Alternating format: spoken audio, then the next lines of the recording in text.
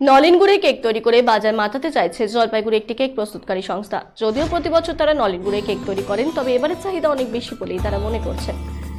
বড়দিন আগেই বাজারে কেকের চাহিদা তুঙ্গে। বাজারে চাহিদার কথা মাথায় রেখে এবার অনেক বেশি পরিমাণে কেক তৈরি করছে। তাদের তৈরি করা এই কেক জলপাইগুড়ি জেলার বিভিন্ন প্রান্তের পাশাপাশি আলিপুরদুয়ার, কোচবিহার জেলায় বেশ প্রসিদ্ধ।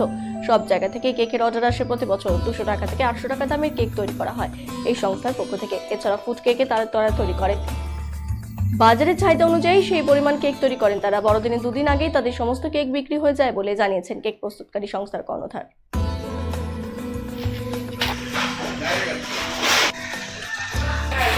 বছরও আমরা নলেন গুড়টা করেছিলাম, তার আগের থেকে আমরা ট্রায়াল দিয়েছিলাম। গত বছর আমরা সাকসেস সেটা এবং মার্কেটে গেছে। এই বছরও সেটাকে আরো ভালো চিন্তা ভাবনা নিয়ে আমরা কেকটা করেছি।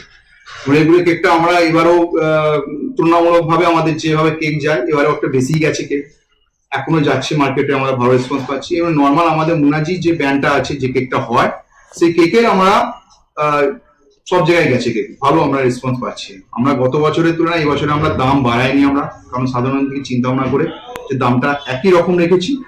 আমরা আগামীতে চিন্তা ভাবনা রাখছি যে আগামীতে যারা আরো সাধারণ মানুষ কিনে খেতে পারে সেরকম কিছু করার জন্য একটা রেঞ্জের মধ্যে সেরকম একটা নিয়ে চিন্তা ভাবনা নিচ্ছি।